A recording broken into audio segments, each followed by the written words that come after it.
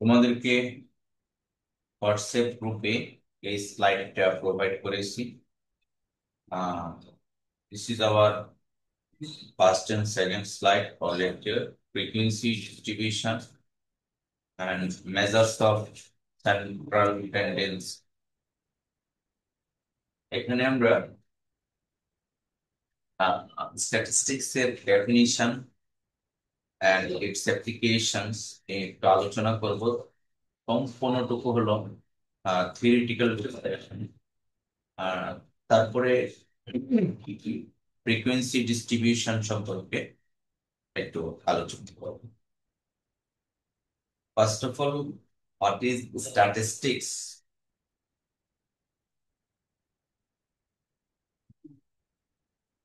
Statistics is a very broad subject with applications in a vast number of different fields.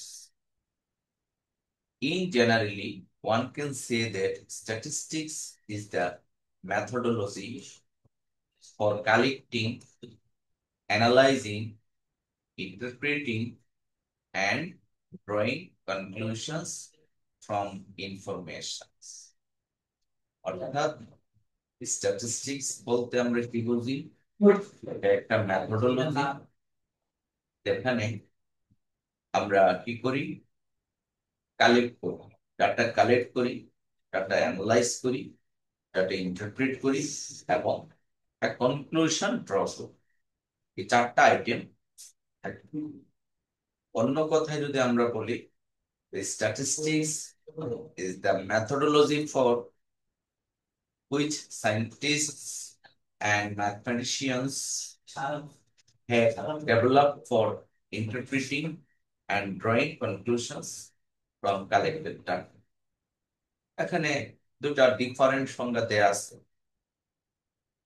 Suppose everything that deals even remotely with the collection, processing, interpretation and presentation of data belongs to the domain of statistics, and so does the detailed planning of the process of the activities. এখানে different definition আমরা দেওয়ার চেষ্টা করেছি to understand the knowledge on statistics। আবার সংক্ষিপ্ত ভাবে যদি আমরা বলি অ্যাকচুয়ালি স্ট্যাটিস্টিক্স কি, এই স্লাইড থেকে তোমরা সংক্ষিপ্ত ভাবে এক্সামিনেশনে লিখার মতো করে আমি আবার লিখেছি যে statistics is a branch of mathematics that deals with collecting, organizing, analyzing, interpreting, and presenting data। তার মানে এখানে আমরা পাঁচটা আইটেম নিয়ে আসছি স্ট্যাটিস্টিক্স এর মধ্যে: collecting data, organising data, analysing data, interpreting data and presenting data. এই আইটেমস গুলি থাকতে হবে স্ট্যাটিস্টিক্স এর। তো তোমাদের জন্য পাস করে দেওয়া প্রশ্ন হলো, পরীক্ষায় এই সংজ্ঞাটা প্রায়ই থাকে যে, যেহেতু আমরা একটা কোর্স করতেছি fundamentals of statistics, so statistics কাকে বলে বা স্ট্যাটিস্টিক্স কি, সংজ্ঞাটা থাকে। আমি কিন্তু প্রায় এই চারটা সংজ্ঞা আলোচনা করেছি। It helps us make sense for numerical information and supports decision making in various fields like business school, medicine, social science, engineering, and many more. তো তোমাদের পরীক্ষায় যদি স্ট্যাটিস্টিক্স এর সংজ্ঞা আসে, তোমরা সংক্ষিপ্তভাবে এই ডেফিনিশনটা দিতে পারো, অথবা আমাদের টেক্সট বই থেকে দিতে পারো, অথবা তুমি আহ বিভিন্ন প্ল্যাটফর্ম থেকে সংজ্ঞা আরো সুন্দর করে লিখতে পারো, কোনো সমস্যা নেই। তবে যেভাবে লিখো, এই 4-5টা আইটেম অবশ্যই থাকবে। কালেক্টিং ডেটা হতো, ম্যাথোডোলজির মধ্যে অর্গানাইজিং ডেটা থাকবে, অ্যানালাইজিং থাকবে, ইন্টারপ্রেটিং থাকবে, এবং প্রেজেন্টিং ডাটা, এগুলি থাকবে। তো আশা করি সংজ্ঞাটা তোমরা বুঝতে পেরেছো এবং এটাকে মেমোরাইজ করো। Next, main branches of statistics. Statistics এর শাখাগুলো কি কি? There are two main branches of statistics. One is descriptive statistics, বর্ণনামূলক description বা descriptive statistics, and another one is inferential statistics, অর্থাৎ অ্যানালাইটিক্যাল, যেখানে আমাদের ডিসিশন মেকিং হবে, এটাকে অ্যাট এ গ্লান্স বলা হয় ইনফারেন্সিয়াল স্ট্যাটিস্টিক্স। সো এই দুই ধরনের স্ট্যাটিস্টিক্স এর আমাদের একটু তার ডেসক্রিপটিভ স্ট্যাটিস্টিক্সটা আসলে কি, পারপাসটা কি, এবং কিভাবে বা কোন ধরনের টুলস গুলি এই ডেসক্রিপটিভ স্ট্যাটিস্টিক্স ইউজ করা হয় তা আমরা সংক্ষিপ্তভাবে দেখব। যেমন descriptive statistics deals with methods for organising and summarising data. এটা জুনিয়র ক্লাসে, একদম ক্লাস 5-6 থেকে শুরু করে ইন্টারমিডিয়েট পর্যন্ত কিন্তু এই টাইপের ঘটনাগুলো আছে।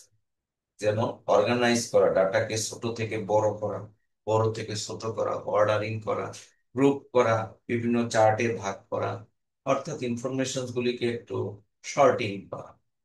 এটাই বলা হচ্ছে যে descriptive statistics deals with methods for organizing and summarizing data. What were the purpose? To present raw data in a meaningful way. raw data K present করার একটা বাস্তবমুখী পথ, এটা হলো তার উদ্দেশ্য, অর্থাৎ ডেসক্রিপটিভ স্ট্যাটিস্টিক্স এর। আর কি কি টুলস ব্যবহার করা হয় বা কমন টুলস গুলি কি? Basically measures of central tendency. Central টেন্ডেন্সির মধ্যে যেমন আছে মিন, মিডিয়ান, মোড।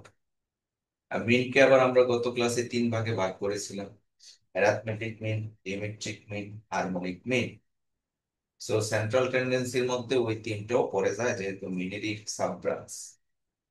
আর দ্বিতীয়ত হলো মেজার্স অফ ডিসপারশন, অর্থাৎ ডাটার যে বিস্তার, সেই বিস্তারটা 3টা আইটেম দিয়ে করা হয়: number 1 range, number 2 variance, and number 3 standard deviation. এগুলি কিন্তু পরবর্তীতে আমরা পড়তে থাকবো। আর আরেকটি হলো ডেটা ভিজুয়ালাইজেশন, অর্থাৎ টেবিলের মাধ্যমে ডাটা ভিজুয়ালাইজ করা যায়, গ্রাফের মাধ্যমে, পাই চার্টের মাধ্যমে, হিস্টোগ্রামের মাধ্যমে, পারেটো চার্টের মাধ্যমে, পজিটিভ কার্ভের মাধ্যমে। অনেক আছে, আমি এখানে 4টা উল্লেখ করেছি, আরো 5-7টা আছে। অনেক ধরনের ডাটা ভিজুয়ালাইজেশন আছে। যেমন আমরা ক্রিকেট খেলা দেখি, ক্রিকেট খেলা দেখবা বিভিন্ন রকমের গ্রাফ প্রডিউস হয়, গ্রাফিক্যালি রিপ্রেজেন্ট করে, এগুলিকে বলা হয় ডাটা ভিজুয়ালাইজেশন। সো এতক্ষণ আমরা আলোচনা করলাম ডেসক্রিপটিভ স্ট্যাটিস্টিক্স এর সংজ্ঞা, পারপাস এবং কমন টুলস। সিমিলারলি আরেকটি হলো ইনফারেন্সিয়াল স্ট্যাটিস্টিক্স। ইনফারেন্সিয়াল স্ট্যাটিস্টিক্স এর সংজ্ঞাটা কি? Inferential statistics draws conclusions or make prediction about a population based on sample data. অর্থাৎ ইনফারেন্সিয়াল স্ট্যাটিস্টিক্স একটা ডিসিশন মেকিং অ্যানালাইসিস, সেখানে কনক্লুশন ড্র করবে, প্রেডিকশন করবে কিছু ডেটা নিয়ে, স্যাম্পল ইনফরমেশন নিয়ে। এটাই হলো তার সংজ্ঞাটা। উদ্দেশ্যটা কি? To make inferences when it's impractical to study the whole population। আমি যদি উদাহরণ দিই, মনে করো একটা ইনস্টিটিউশনে 5,000 এমপ্লয়ি। এই 5,000 এমপ্লয়ি যদি আমরা হাইট অ্যানালাইসিস করতে যাই, আমরা কিন্তু 5,000-এর হাইট ক্যালকুলেশন করব, স্যাম্পলিং করব। স্যাম্পলিং করে ধরো আমরা 5,000 জন থেকে 500 জন এর ডাটা নিব, নিয়ে একটা অ্যানালাইসিস করব। এই 500 জনটাই 5,000 জনের একটা রিপ্রেজেন্ট করবে। এটা কি বলা হচ্ছে? Inferences when it's impractical to study the whole population। আর কি কনসেপ্টস বা কি আইটেমস গুলি হলো population versus sample, hypothesis testing, confidence intervals, regression and correlation, probability theory. অর্থাৎ ইনফারেন্সিয়াল স্ট্যাটিস্টিক্স এর যে আলোচনাটা, এটা comparatively difficult to the descriptive statistics.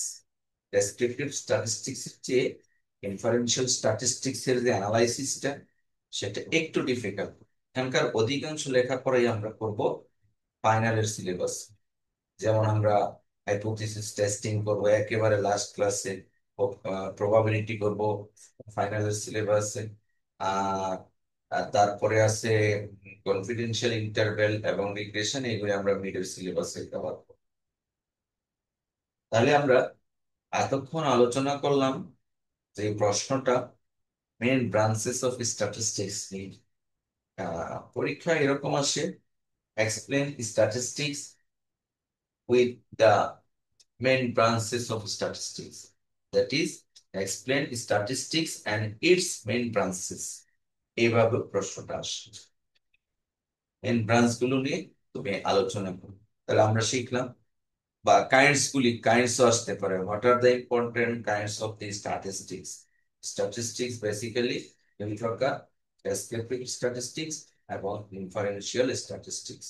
এবং এই দুইটার সংজ্ঞা, পারপাস এবং কি কনসেপ্ট বা কমন টুলস, এটা আমরা আলোচনা করলাম।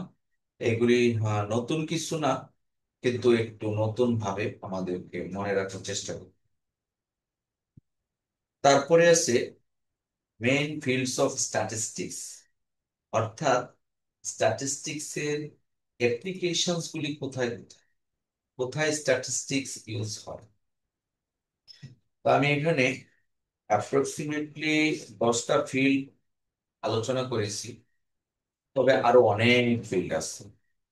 10টাই যে সীমাবদ্ধ ব্যাপারটা এরকম না, আরো অনেক আছে। আমাদের টেক্সট বইও প্রায় 15-16টা আছে। আমি সেখান থেকে কমনলি 10টা ফিল্ড নিয়ে আলোচনা করেছি। তো এর মধ্যে বেসিক ফিল্ড তো কিছুক্ষণ আগে একবার বললাম, যে ডেসক্রিপটিভ স্ট্যাটিস্টিক্স, এটা একটা ফিল্ড। তারপরে ইনফারেন্সিয়াল স্ট্যাটিস্টিক্স, যেমন ডেসক্রিপটিভ স্ট্যাটিস্টিক্স এর পারপাসটা হলো সামারাইজ এন্ড ডেসক্রাইব ডেটা। টুলগুলি বলা হয়েছিল mean, median, mode, standard deviation, graph, etcetera.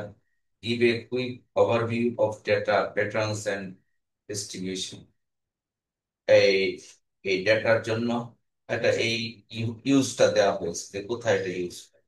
Then inferential statistics এর পারপাসটা কি?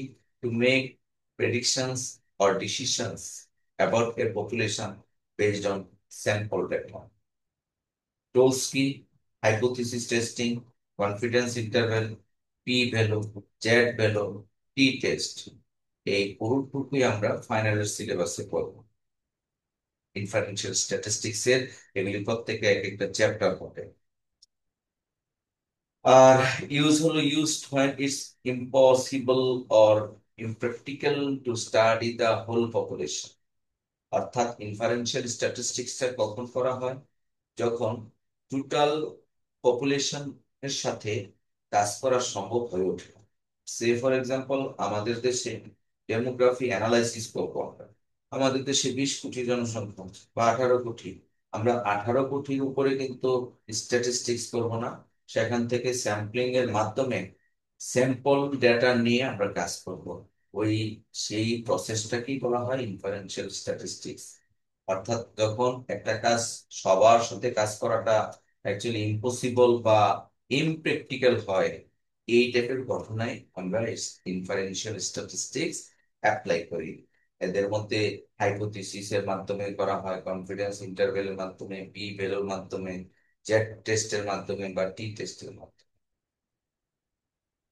Next, probability theory. 3 number, measures the likelihood of events occurring. Our foundation of inferential statistics important to gambling, insurance, and risk management বা risk অ্যাসেসমেন্টের আমরা probability theory use করি। এটাকে practically যদি বলা হয়, এখন আমি জানি না, একসময় কিন্তু এমন হতো আমাদের স্টুডেন্টরাও শেয়ার বিজনেস করতো। তো শেয়ার বিজনেস করার সময় তারা কিন্তু অতীতের শেয়ার বিজনেস, কোন কোম্পানির শেয়ার কতটুকু উঠেছে নেমেছে, তাদের ইয়ারলি ইনকাম কত, আয় ব্যয় কত, ডিভিডেন্ড কত, সব অ্যানালাইসিস করতো। সেই অ্যানালাইসিসটা প্রবাবিলিটির মাধ্যমে করা হয়। আমি জানি না এখন অনেকেই শেয়ার বিজনেসে আছে, তবে ভালো অবস্থায় নাই বর্তমানে। তারপরে ম্যাথমেটিক্যাল স্ট্যাটিস্টিক্স গুলি, theoretical basis of statistical methods using mathematics, especially calculus and algebra. এই এখানেও ক্যালকুলাস এবং অ্যালজেব্রা স্ট্যাটিস্টিক্স ইউজ করে কিছু ক্যালকুলেশন করা হয়, সেটা আমরা দেখবো ভবিষ্যৎ। দেন অ্যাপ্লাইড স্ট্যাটিস্টিক্স আছে। এইভাবে অ্যাপ্লাইড স্ট্যাটিস্টিক্স এর ফিল্ড গুলি কোথায়, পারপাস কি, রিয়েল ভ্যালু প্রবলেম সলভ করা, যেমন ইকোনমিক্সে স্ট্যাটিস্টিক্স ইউজ হয়, মেডিসিনে স্ট্যাটিস্টিক্স ইউজ হয়, ইঞ্জিনিয়ারিং এ, এডুকেশনে, সোশ্যাল সায়েন্সে, বিজনেসে, আরো অনেক অনেক ফিল্ড আছে অ্যাপ্লাইড স্ট্যাটিস্টিক্সে। বায়ো স্ট্যাটিস্টিক্সেও কিন্তু তোমার এই স্ট্যাটিস্টিক্স ইউজ করা হয় ক্লিনিক্যাল ট্রায়ালের জন্য, পাবলিক হেলথের জন্য, বা জেনেটিক্স ইঞ্জিনিয়ারিং এর জন্য। এই টাইপের হরেক রকমের অ্যাপ্লিকেশনস আছে। আমি 10টা ফিল্ড এখানে আলোচনা করেছি, যেমন বিজনেস অ্যান্ড ইন্ডাস্ট্রিয়াল স্ট্যাটিস্টিক্স। যেমন বিজনেসে আমাদের কোয়ালিটি কন্ট্রোল করতে হয়, মার্কেট রিসার্চ করতে হয়, ফরকাস্টিং করতে হয়, কাস্টমার অ্যানালাইসিস করতে হয়। এই এই কাজগুলো কিন্তু স্ট্যাটিস্টিক্স এর মাধ্যমেই করা লাগে। সোশিয়াল স্ট্যাটিস্টিক্স, যেমন study human behaviour and society using statistics. হ্যাঁ, সেন্সাস ডেটা, ওই যে আমাদের 10 বছর পর পর যেটা হয়, হ্যাঁ, গণশুমারি বা আদমশুমারি যাই বলা হয়। Education, crime rates, public policy. তারপরে econometrics, apply statistics to economics এর উপরে, যেমন forecasting, model economics, relationship, inflation, unemployment, এই সব কিছু ইকোনোমেট্রিক্স এর উপরে আসে। Environmental statistics, analyze environmental data, climate change studies, population studies, population management, ecological modeling। অর্থাৎ এতক্ষণ আমরা আলোচনা করলাম স্ট্যাটিস্টিক্স এর ফিল্ডস গুলা। This is completely theoretical question. This is completely theoretical question. এই কোশ্চেন কিন্তু তোমাদের মুখস্থ করতে হবে, বুঝতে হবে, ভালো করে পড়তে হবে। আমরা এতক্ষণ যে আলোচনাটা করার চেষ্টা করি, সেটা ছিল থিওরিটিক্যালি স্ট্যাটিস্টিক্স কাকে বলে, what are the main kinds of statistics, and what are the applications of statistics। পুরো স্লাইডটাই তোমাদের হোয়াটসঅ্যাপ গ্রুপে দেওয়া হয়েছে। এই স্লাইড থেকেও তোমরা শিখতে পারো, অথবা তোমরা চাইলে আরো এনলার্জ করে, বড় করে, নিজের মতো করে শিখতে পারো। তবে আমি কোশ্চেনটা তোমাদের জন্য দিয়ে দিচ্ছি। This is your first assignment. অ্যাসাইনমেন্টটা খুব সুন্দর করে করবে। আগামী শনিবার 2টা বিষয় তোমাদের এই অ্যাসাইনমেন্টের উপরে 1 মিনিট পার স্টুডেন্ট প্রেজেন্টেশন হবে। আমি আবার বলছি, আগামী শনিবার ক্লাসরুমে অফলাইন ক্লাসে 1 minute per student presentation. Smartly, you will present to your presentation without seeing your document. না দেখে তোমার প্রস্তুতির উপরে, অর্থাৎ যা লেখাপড়া করলে অ্যাসাইনমেন্ট, তার উপরে 1 মিনিট তুমি লেকচার দিবে ডায়াসের সামনে এসে। সেই লেকচারের উপরে তোমাকে মূল্যায়ন করা হবে। কোশ্চেনটা কি?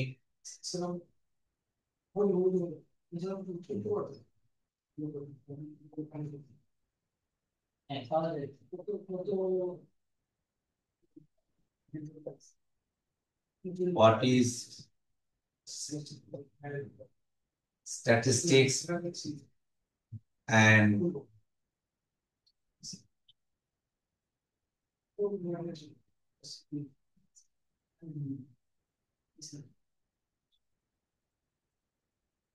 what is statistics and kinds of statistics and main kinds of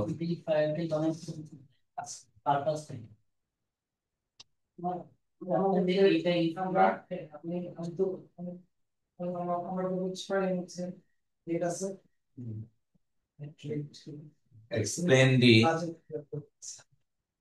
fields of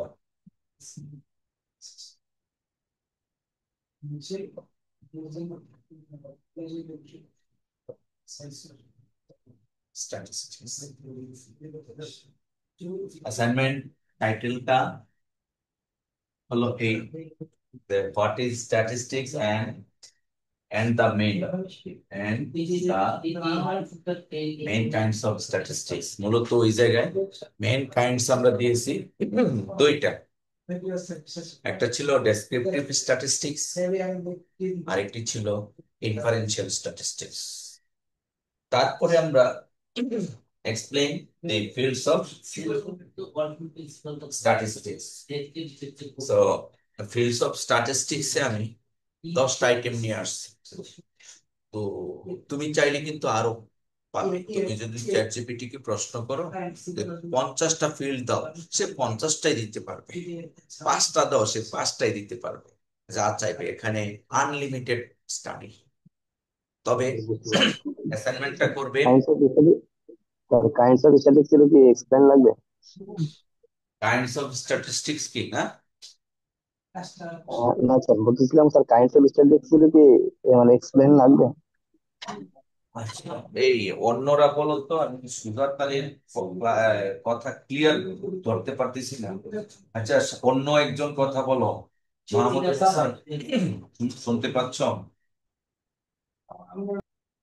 So, how to write a cover page for an academic assignment? এই টাইপের প্রশ্ন যদি তুমি জেমিনিকে করো বা গুগলকে বলো, সে কিন্তু সুন্দর করে তোমাকে একটা ফরম্যাট দিয়ে দিবে, যেখানে কি কি ইনফরমেশন থাকবে। সেখান থেকে তুমি শিখে নিতে পারো, কোনো সমস্যা নেই। তবে ভুল করা যাবে না। তোমার নাম, তোমার আইডি, তোমার টিচারের নাম, ডিজাইগনেশন, এগুলি ভুল করা যাবে না। এটা তুমি প্রিন্ট করতে পারো বা হাতে লিখতে পারো। এই কাভার পেজের উল্টা পৃষ্ঠায় কিছু লিখবা না। তারপরে তোমার এই অ্যাসাইনমেন্ট করতে 2 পৃষ্ঠা লাগুক, 3 পৃষ্ঠা লাগুক, 4 পৃষ্ঠা লাগুক, উভয় পৃষ্ঠায় তুমি করবে। ঠিক আছে? আর হলো, এই অ্যাসাইনমেন্টটা তুমি নিয়ে ডায়াসে যাবে, ডায়াসে অ্যাসাইনমেন্টটা রাখবে, এবং তুমি তোমার পরিচয় দিয়ে 1 মিনিট, একেবারে ঘড়ির টাইম ধরে 1 মিনিট তুমি তোমার অ্যাসাইনমেন্টের উপরে প্রেজেন্টেশন দিবে। 1 মিনিট প্রেজেন্টেশন দিতে হলে অবশ্যই তুমি বাসায় আগে প্র্যাকটিস করতে হবে। মোবাইল রেকর্ডিং এর মাধ্যমে 1 মিনিট কতটুকু বলা যায় সেটা আগে থেকে যাচাই বাছাই করে আসবে। তোমার পরিচয় দিয়ে তুমি 1 মিনিটের মধ্যেই তোমার এই সংজ্ঞা, তারপরে ব্রাঞ্চ এবং তোমার ফিল্ডস অফ স্ট্যাটিস্টিক্স একটা উল্লেখ করবে। এখানে কিন্তু পরীক্ষাটা এখানে শেষ হয়ে যাচ্ছে। আপাতত যে আমরা কিন্তু ওই প্রেজেন্টেশনের মাধ্যমে আমাদের এই অংশটুকু আমরা থিওরিটিক্যাল পার্টটা শেষ করে ফেলবো। তো আশা করি তোমাদের এই অ্যাসাইনমেন্ট তোমরা বুঝতে পেরেছো। আগামী শনিবার তোমরা সাবমিট করে দেবে। চলো আমরা আমাদের স্লাইডের অপর অংশে চলে যাই। এতক্ষণ আমরা পলিসি স্ট্যাটিস্টিক্স এর সংজ্ঞা, ব্রাঞ্চ এবং ফিল্ডস অফ অ্যাপ্লিকেশন।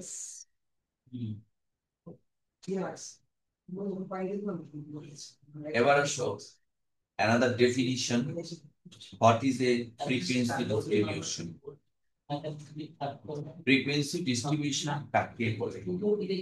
এখানে অনেকগুলো ছোট ছোট সংজ্ঞা তুলে আছে। সবচেয়ে সহজ ডেফিনিশনটা আমার কাছে মনে হয়েছে, a frequency distribution is a way to summarize data. এই সংজ্ঞাটা আমার কাছে সহজ। উপরে কিন্তু আরেকটা সংজ্ঞা আছে, a frequency distribution is a list or a table containing the values of a variable and the corresponding frequencies with which is value of. আরো একটি বা দুটি সংজ্ঞা আমরা দেখতে পাচ্ছি।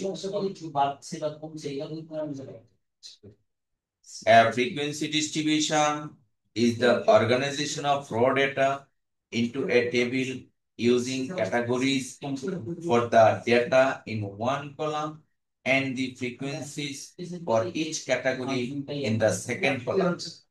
এই ডেফিনিশনটা হলো ইলাবোরেট ডেফিনিশন, যে একটি টেবিলে একটি কলামে থাকবে ফ্রিকোয়েন্সি আর একটি কলামে থাকবে তার করেসপন্ডিং নাম্বার অফ ফ্রিকোয়েন্সি। অন্য কথায় আমরা যদি বলি, a frequency distribution is the organization of raw data in table form using classes and frequencies. এতক্ষণ আমরা ফ্রিকোয়েন্সি ডিস্ট্রিবিউশনের বিভিন্ন ডেফিনিশন ডিসকাস করলাম। যেমন আমরা এই স্লাইডে কতগুলি ইনফরমেশন নিলাম, এই ইনফরমেশন গুলো দিয়ে আমরা ফ্রিকোয়েন্সি টেবিল তৈরি করব। যেমন আমরা এখানে দেখতে পাচ্ছি কতগুলি কালার দেওয়া আছে। Say for example blue colour 1, red colour 1, এইভাবে এই সবগুলো কালারকে আমরা একটা টেবিলে ভাগ করেছি। প্রথম কলামে দিয়েছি কালার কলাম, দ্বিতীয় কলামে দিয়েছি নাম্বার অফ কালার। এইভাবে আমরা দেখতে পেলাম যে ব্লু কালার 9 বার বা এক্সেট্রা এক্সেট্রা টোটাল 25টা কালার বিভিন্ন ভাবে আমরা সর্টিং করি। এই সিস্টেমটাই হলো ফ্রিকোয়েন্সি ডিস্ট্রিবিউশন, অর্থাৎ র ডাটা থেকে ফ্রিকোয়েন্সি গুলিকে অ্যানালাইজ করার জন্য একটা টেবিলের মাধ্যমে নির্দিষ্ট ভাবে আমরা অ্যানালাইজ করছি। এই হলো ফ্রিকোয়েন্সি ডিস্ট্রিবিউশন। অনেক সময় পরীক্ষায় আসে explain frequency distribution with appropriate example. এইটাই হলো appropriate example। এখানে 25টা আছে, আমরা 25টা না দিয়ে 5টা 7টা দিয়েও কিন্তু ছোট এক্সাম্পল দিতে পারবো। Then classes in frequency distribution, যা আমরা গত ক্লাসে একটু করে বলেছি। There are two types of frequency distribution or class. One is exclusive class, another one is inclusive class.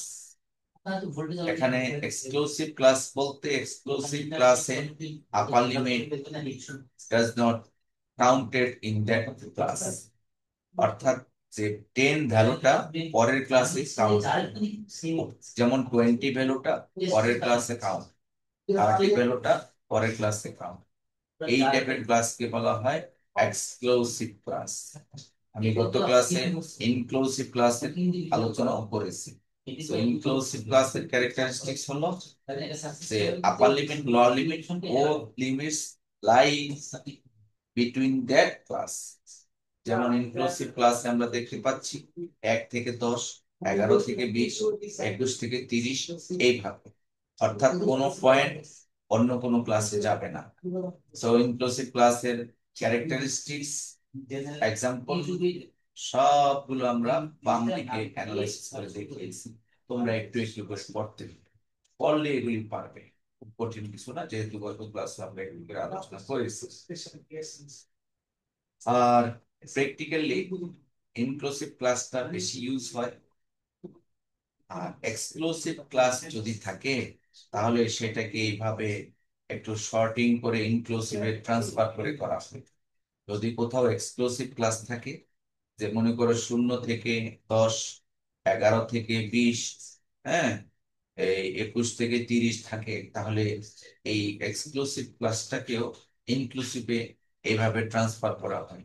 0 না দিয়ে 0.5 সামনে, আবার 11 না দিয়ে 10.5 একটু ভিতরে। আর আমরা বেশিরভাগ সময় ইউজ করি ইনক্লুসিভ ক্লাস ইন্টারভেল, অর্থাৎ এই প্রথম অংশ। ওই জন্য দ্বিতীয়টা তেমন একটা কাজে আমাদের লাগে না, তাও আমরা আলোচনা করে নিলাম। Then another small question: why construct frequency distribution? কেন আমরা frequency distribution করে থাকি? There are 5 reasons to construct a frequency distribution, which are: to organize the data for information interpretation, to compare different data sets, to simplify the competition for measures of average and speed, to determine the shape distribution, to draw charts and graphs for data. So এখানে আমরা শিখলাম frequency distribution কেন আমরা করব, তার cause গুলো কি। তারপরে আছে পরের টাইটেলটা হলো characteristics of classes or group. আমরা যে ক্লাস গত ক্লাসে আলোচনা করেছি, ক্লাস বা গ্রুপ, গ্রুপের বৈশিষ্ট্যগুলো কি?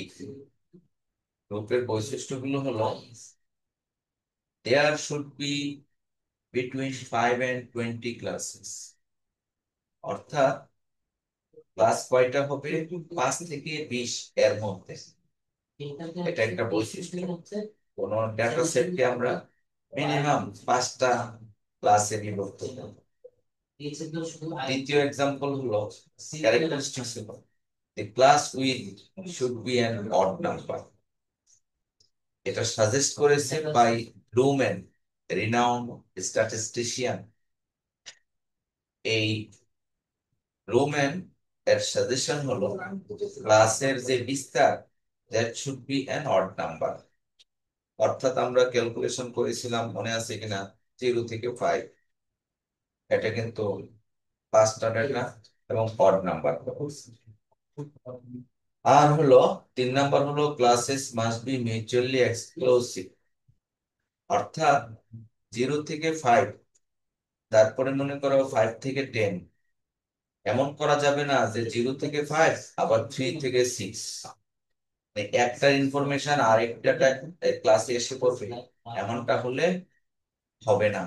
That is the classes must B mutually exclusive, the classes must B continuous. এই কন্টিনিউয়াসটা কিরকম?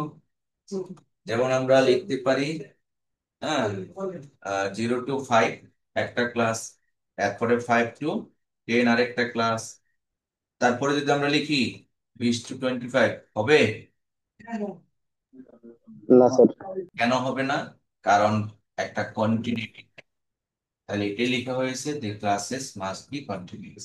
0 থেকে 5, 5 to 10, 10 to 15 অবশ্যই লিখতে হবে। এটাই হলো ক্লাসেস মাস্ট বি কন্টিনিউয়াস। আর এর আগেরটা যদি বলি মিউচুয়ালি এক্সক্লুসিভ, মনে করো আমরা লিখলাম 0 to 5 একটা, তারপরে 3 to 7, এইভাবে লেখা যাবে না, কারণ 3, 4, 5 এগুলি তো প্রথম ক্লাসে ঢুকে যাবে, এই টাইপের ইন্টারভ্যাল হবে না। এটা লেখা হয়েছে classes must B mutually exclusive. Next, The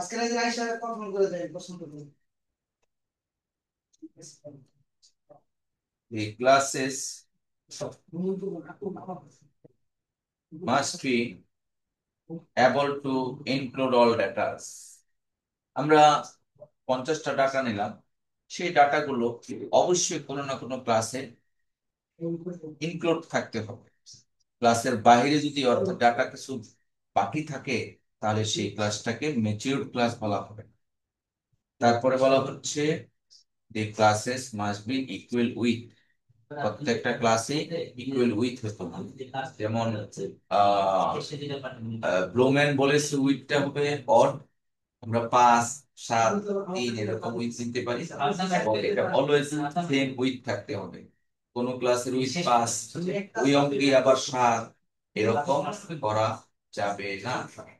ধরো আমি লিখলাম এরকম 0 to 5, পরেরটা লিখছি সাপোজ 5 to 8, পরেরটা লিখলাম 8 to 15, এরকম করা যাবে।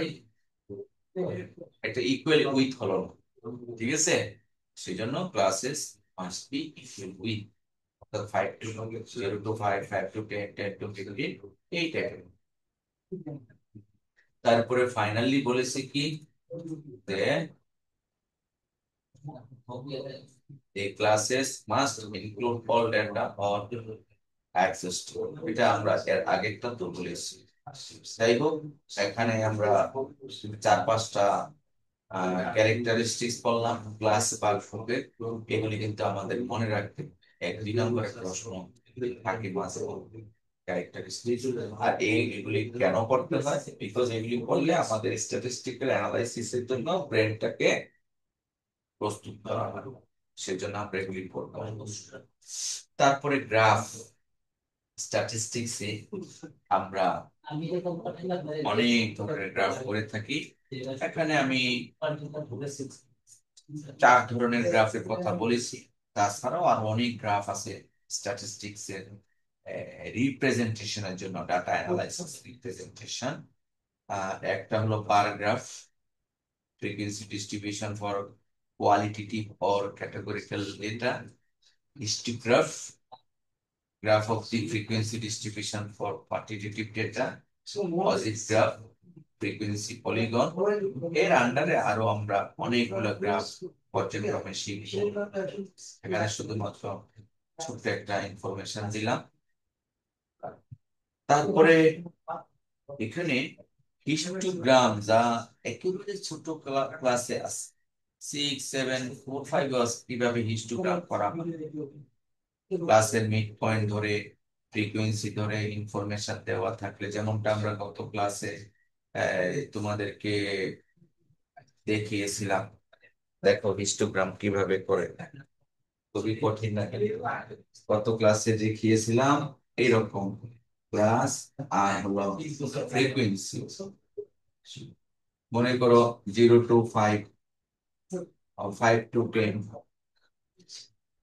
10 to 15, 15 to 20, and 20 to 20, frequency 3 to 7, 8, 1। তাহলে এই এই ডেটা সেটের আমরা কিন্তু একটা হিস্টোগ্রাম করতে পারি। এই ডেটা সেটের একটি হিস্টোগ্রাম করা যাবে।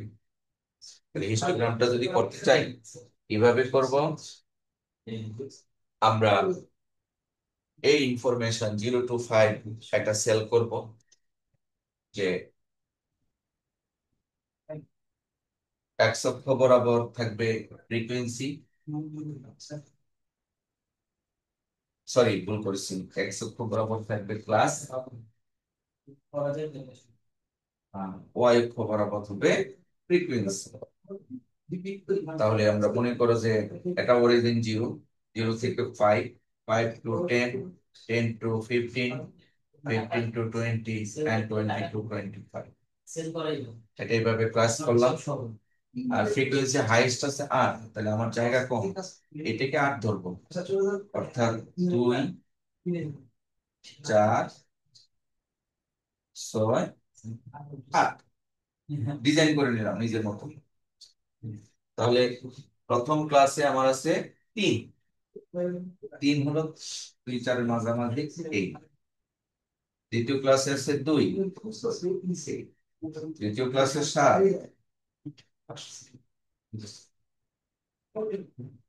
চতুর্থ ক্লাসে 8।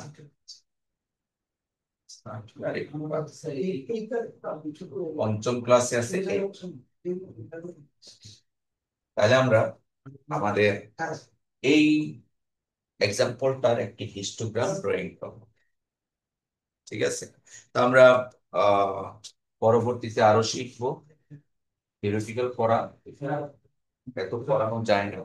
আমরা আজকে এখানে এই অংশটুকু শেষ করব, করে গত অন ক্লাসে একটা অংশ করিয়েছিলাম, 2 1 জন পড়েছো কিন্তু সবাই জমা দাওনি। তো ওই জমা দেওয়ার কাজটা একটু আরেকবার সহজ করে দিচ্ছি। কারণ ম্যাথমেটিক্যাল টার্মস গুলো আমাদের যদি ক্লিয়ার না করি, তাহলে কিন্তু আমরা ভালো মার্ক ক্যারি করতে পারবো না।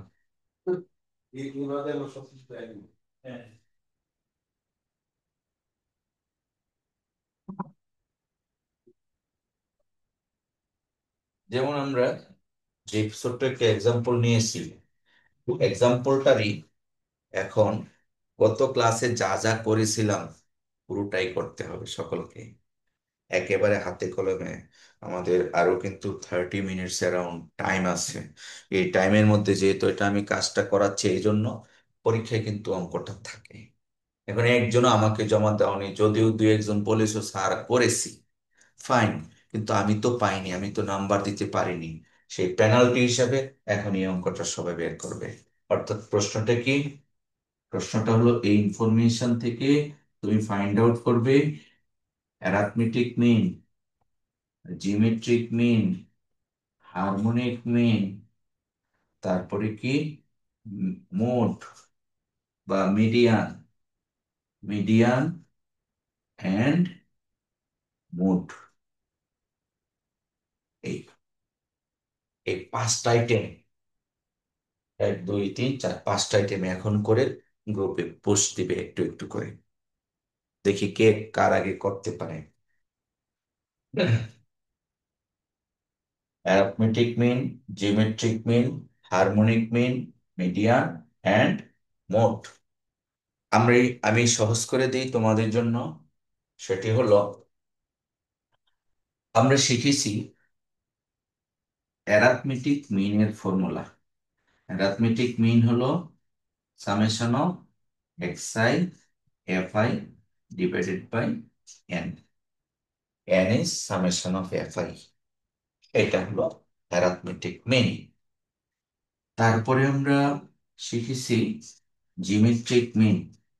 জিওমেট্রিক মিন হলো এন্টিলন অফ, এন্টিলন দিয়ে 1/n, n ছোট হাতের দাও বড় হাতের দাও কোনো সমস্যা নাই, 1/n fi ln xi। এটা ছিল আমাদের গতকাল পড়িয়েছিলাম আহ জিওমেট্রিক মিন। এরপরে তোমরা করবে হারমোনিক মিন। হারমোনিক মিনের ফর্মুলাটা কি? হারমোনিক মিনের ফর্মুলা হলো n by summation of fi by xi। তারপরে মিডিয়ান, মিডিয়ানের ফর্মুলা হলো l plus n/2 minus cf divided by f into i। cf হলো মিডিয়ান ক্লাসের প্রিভিয়াস ক্লাসের কমিউলেটিভ ফ্রিকোয়েন্সি, এটা গত ক্লাসে আলোচনা করেছি। আর মিডিয়ান ক্লাসের ফ্রিকোয়েন্সি হলো এফ। আই হলো ক্লাস ইন্টারভেল, এল হলো মিডিয়ান ক্লাসের লোয়ার লিমিট। এই ছিল মিডিয়ান। আর মোড, আমরা মোড পড়িয়েছিলাম এল প্লাস, কি জানো? এল প্লাস পরে কি হবে? আর কি মনে আছে মিডিয়ান মোড?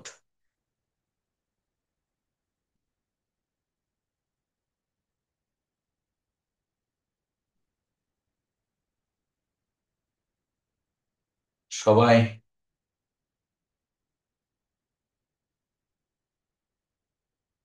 প্রবলেমগুলি সলভ করতে থাকো।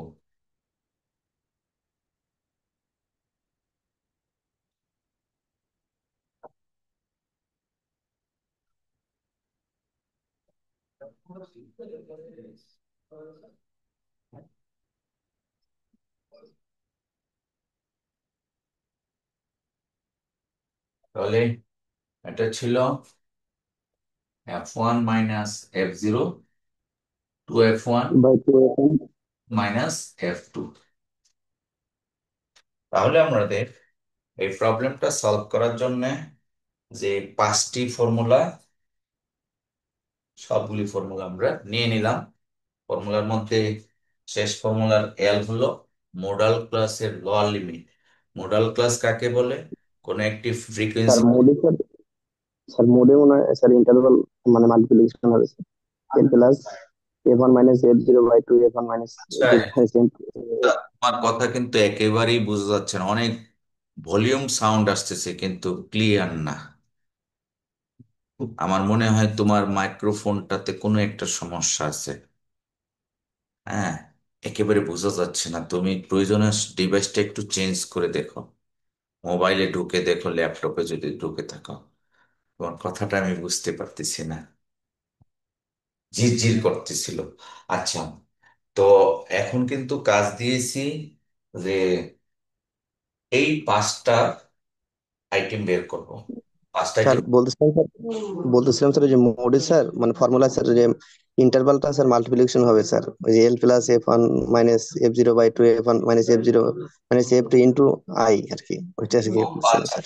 হ্যাঁ ভুল করেছি ভাই। এখানে একটা আই আছে। আমার মনে হয় তুমি মাইক্রোফোনটা একটু দূরে রেখে কথা বলে কথাটা শোনা যাবে। এটা ব্রেকেট দিতেও পারো, নাও দিতে পারো। Very good, thank you. এবার আসো, আমরা যখন এই পাঁচটা আইটেম বের করব এখান থেকে, তখন আমাদের ফর্মুলাগুলো ব্রেনে আনতে হবে। এবং আমরা চাইলে একটা টেবিলের মাধ্যমে সবগুলো ইনফরমেশন কমপ্লিট করতে পারবো। ঠিক আছে? তাহলে সময় দিলাম, তোমরা ধীরে ধীরে করো। আর যারা একেবারে করনি অথবা গত ক্লাসে উপস্থিত ছিলে না, তাদের জন্য আমি বাম দিকে করে দেখাচ্ছি। যদিও এটা খুব কঠিন অঙ্ক না, কিন্তু একটু লেন্দি, যার ফলে আমাদের কিন্তু এটা ধীরে ধীরে করতে হবে। আচ্ছা, আমরা যদি টেবিলটা কমপ্লিট করতে চাই, অনেকগুলো ইনফরমেশন আছে, সেখান থেকে নিয়ে নিব। প্রথমে হলো ক্লাস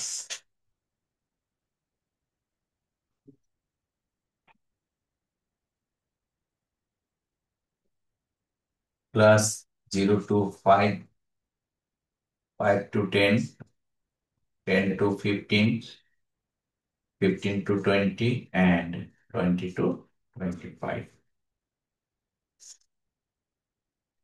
আচ্ছা, এবার মিড ভ্যালু। মিড ভ্যালু হলো xi। এটা বের করার কৌশল আগের ক্লাসে বলেছি, যোগ করে 2 দিয়ে ভাগ দিব। তাহলে 0 + 5/2, দ্যাট ইজ 2.5, 7.5, 12.5, 17.5, and 22.5।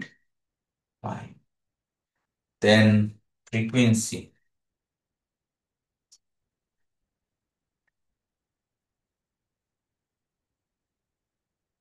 fi। তাহলে একটা প্রশ্নে দেওয়া আছে 3, 2, 7, 8, 3, 2, 7, 8, 1। তারপরে হলো আমরা আমাদের প্রথম প্রশ্ন fi লাগবে। তাহলে আমরা টাইটেলে লিখতে পারি FI XI, এটা একটি। আচ্ছা, তার আগে আমরা দেখেছি যে CF, কমিউলেটিভ ফ্রিকোয়েন্সি একটা লাগে মোট মিডিয়ান বের করতে। সেজন্য যেহেতু FI আছে, দেন CF টা বের করি, কমিউলেটিভ ফ্রিকোয়েন্সিটা বের করি, খুবই সহজ। প্রথমে 3, 3 আর 2 যোগ করলে হয় 5, 5 আর 7 12, 12 আর 8 20, 20 আর 1 21, এই কমিউলেটিভ ফ্রিকোয়েন্সি। আর এখানে আমরা দেখতে পেলাম এন হলো 21, অর্থাৎ total number of frequency in total is 21। এখন আমরা FI XI করব। FI XI এটা বের করব।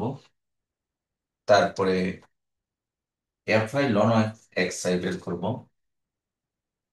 FI ln of XI এটা আমরা বের করব। তারপরে FI/XI বের করব। FI/XI বের করব। আর তেমন কিছু লাগবে না।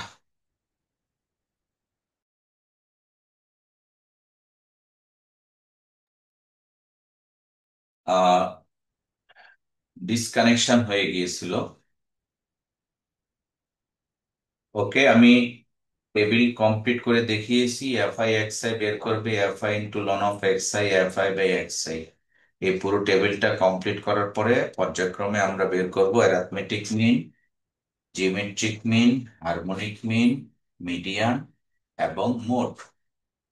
আর মিডিয়ানের মধ্যে যে এল, এই এল কি যেন বলেছিলাম?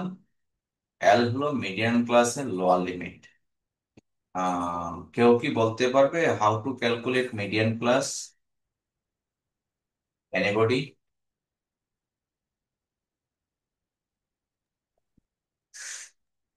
স্যার n/2 করে স্যার আমরা দেখবো যে ওইটা ক্লাস, কোথায় আছে বা কার মধ্যে আছে সেটাকে আমরা মিডিয়ান। যেহেতু n/2 হলো 10.5, 10.5-এর ক্লাস কোনটা পড়ে? স্যার 12-র মধ্যে স্যার। CF12 মধ্যে, অর্থাৎ 10 to 15। এল এর মান কত? 10।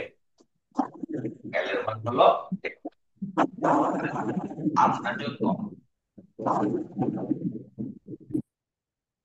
আমরা যখন মোড বের করব, তখন এল হলো মডেল ক্লাসের লোয়ার লিমিট। মডেল ক্লাস কাকে বলে? Highest number of frequency of the class. একটি ক্লাসে হাইয়েস্ট নাম্বার অফ ফ্রিকোয়েন্সি আসে কোথায়? 15 থেকে 20-এর মধ্যে দেখা যাচ্ছে 8।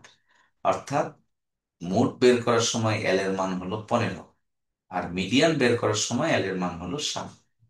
এটা একটু ডিফারেন্স হয়েছে। আমরা গত ক্লাসে একটা প্রবলেম সলভ করেছি, বোথ আর সেম, এটা একই ছিল। ঠিক আছে, তাহলে আমরা পর্যায়ক্রমে করি।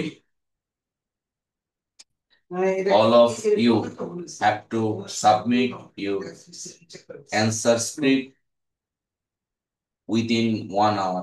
1 ঘন্টার ভিতরে তোমরা প্রয়োজনে দেখে দেখে এই প্রবলেমটা সলভ করে আমাদের গ্রুপে পাঠাবে।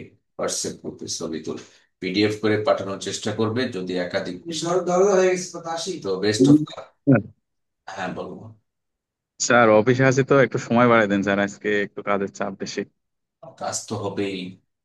স্যার আজকে 1 তারিখ তো স্যার, ওই জন্য অনেক একটু চাপ বেশি। বুঝতে একটু পেরেছি। স্যার সময় দেন, না হলে স্যার 1 ঘন্টার মধ্যে হাতেই দিতে পারবো না। তাই? আচ্ছা, ঠিক আছে। সময় যাত্রীর, বিশেষ করে জবের কারণে প্রবলেম, কোনো জি সমস্যা নেই। কাজ আমাকে জমা দিতেই হবে। জি স্যার, ওকে স্যার, আজকের মধ্যে জমা দিয়ে দেবো ইনশাআল্লাহ। যারা ফ্রি আছো তোমরা 1 ঘন্টা করে জমা দিবা, যদি জি স্যার, ওকে। জি ওকে। স্যার।